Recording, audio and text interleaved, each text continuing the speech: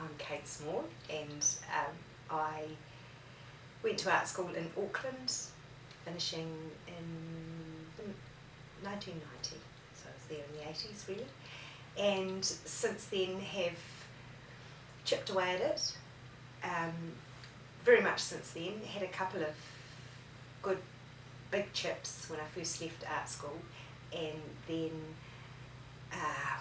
got a real job, I suppose you'd say. Went to Teachers College, went overseas, and it's been in the background for a long time, until probably the last 5 years, where I've gone in for another big chip. It's kind of complicated in that I'm doing two things at once. I'm very, very interested in abstraction, which I guess is obvious from the flat planes of colour and how they're put together. But it's important to me to have something to hang that on, which is that social observation, or sort of plastic social observation in a way. And institutions provide that perfectly. They provide the buildings, that provide all the playing fields, all the swimming pools, provide the spaces for me to carve up and turn into abstract shapes in a way, with the other component in there, that social observation of what actually goes on within those institutions. I'm looking for the perfect painting, as most painters are, and by putting the two together it provides so much conflict. So it's about what to leave out, what to put in, what to leave out. That's my battle all the time.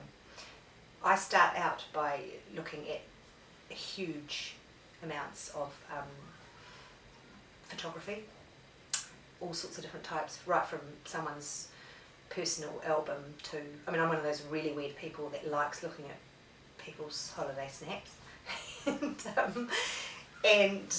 then just lots of different documentary photographers, particularly American ones from the 70s, that type of thing.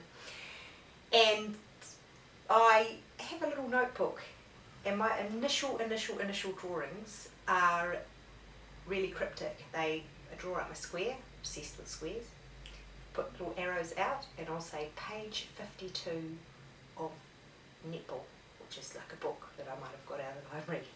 Page, and then another bit will have page 65 of Below in Suburbia. And I'll draw in the little parts of those photos that I put together, and with my background looking at, all the institute, looking at lots of old school centennial books, that type of thing, which there's a lot of here in Masterton in the library, and I guess I use that to my advantage as well. Start like that, and then go on to do bigger drawings of putting it all together. I guess it's kind of like a collage, but I draw them up. Love drawing, integral to working out my compositions, putting all the things I'm talking about together. Well, the building is the composition in a way. I've split it into planes of colour, as opposed to it being a recognisable type of building, which I was working with prior to this, I suppose. It's been slowly getting less and less of the building and more of those planes of colour. That's that abstract influence that I'm really trying to get that composition working in that slightly flat, abstract way. There's lots of layering, lots of so that there's lots of other colours coming through, which is quite hard to tell in reproductions, but when you, The other thing I do, which is really important to me, is I work wet on wet. I don't, apart from the first layer, which I let dry, and then after that I have to work wet on wet, so if I put a layer on, I can't come back when it's dry. That painting, if it wasn't finished in the time frame that it's going to be wet, then actually I have to trash it because I don't like the surface that I get by letting the paint dry and putting on another layer of paint. I have an established style, sure, but I guess it's not as established in my mind as it is in other people's. I don't see small changes for me, small changes, what other people might think are small changes, are actually quite big for me. So I don't see it as being that locked in at all. I know it's a recognisable style. Sure, that happens, but I'm not as, even if you see the difference between, for instance, this work to last year's. On the surface you might think, oh yeah, she's just gone inside, but there's actually huge changes. There's huge changes in the way I'm dividing up the space. I've dropped the figures down a lot further, so I'm playing with the space above them as opposed to below them.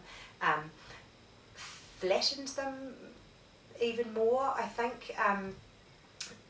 Definitely that's something that I'm working towards, and those sorts of changes are huge for me, even though they might not be that apparent to others.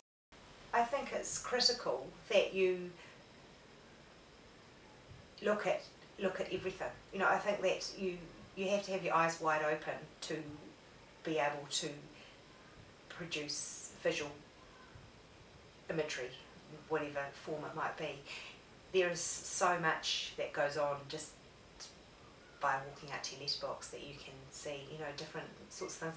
And I mean, that might sound a bit like, I know when you're a teenager, that sort of sounds like a bit like, yeah, whoa, right. But it's important. It's important to have your eyes wide open, I think, to everything. And yeah.